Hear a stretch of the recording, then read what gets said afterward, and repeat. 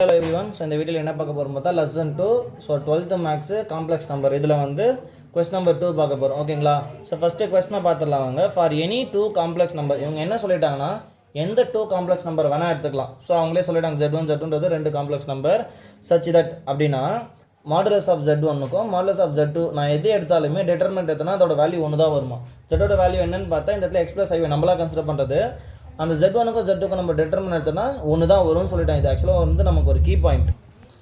And இன்னும் ஒரு condition கொடுத்துருக்காங்க. ஒருவேளை நான் z1யும் z2யும் ஒன்றா மல்டிபிள் பண்ணனா கண்டிப்பாக அதோட வேல்யூ -1 வரதுக்கு சான்ஸே கிடையாதுன்னு சொல்லிட்டாங்க. அப்போ ஃபுல் அண்ட் ஃபுல் பாசிட்டிவ் மட்டும் தான் கான்சன்ட்ரேட் பண்ணுறாங்க. இதில் என்ன நல்லா தெரிஞ்சுக்கணும்.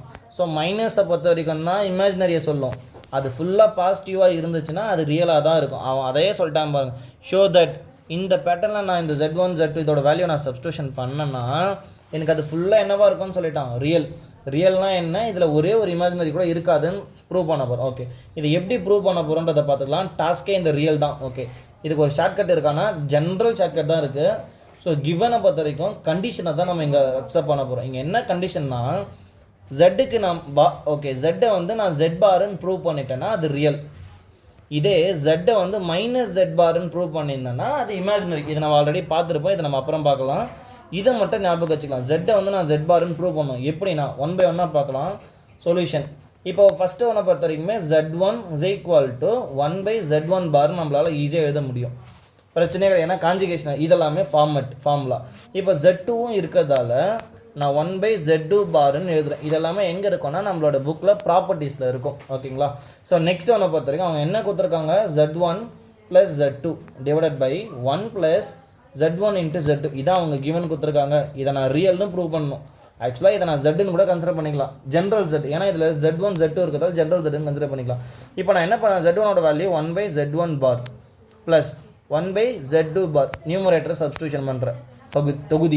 பகுதியில் என்ன இருக்குதுன்னு பார்த்தா டினாமினேட்டரில் 1 ப்ளஸ் z1 என்ன இருக்குது 1 by z1 bar next into 1 by z2 பார்.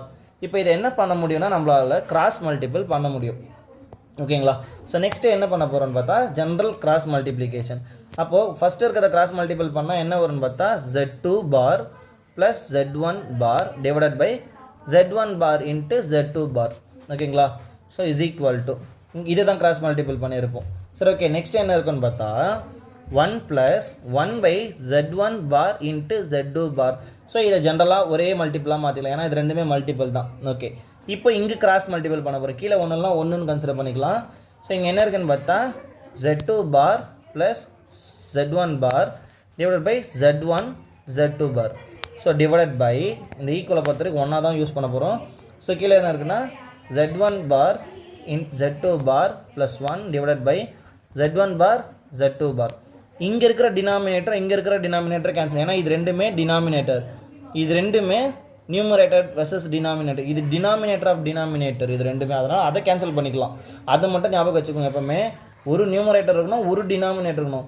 இதுக்கே எக்ஸ்ட்ரா டினாமினேட்டர், இதுவும் எக்ஸ்ட்ரா டினாமினேட்டர். அது மாதிரி அசால்ட்டாக கேன்சல் ஆகிடும்.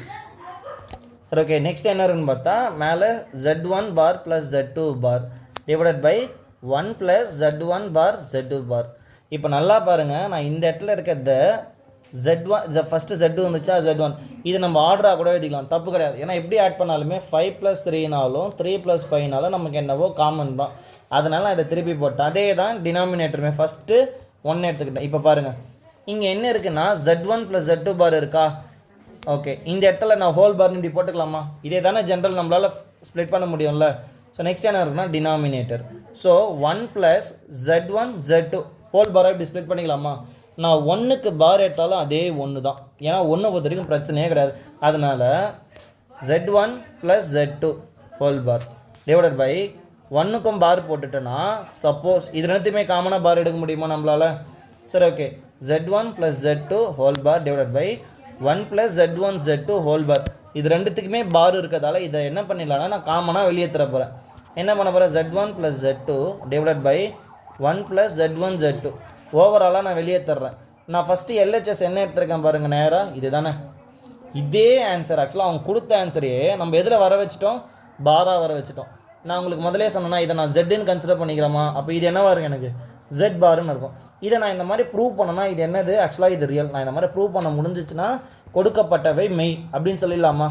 ஸோ ப்ரூவ் பண்ணியாச்சு. இதில் வந்து என்ன சொல்ல போகிறோம், ஹென்ஸ் ப்ரூவ்டு. அவ்வளோதான் இந்த சம், இதோட இது முடியுது. So okay, thank you.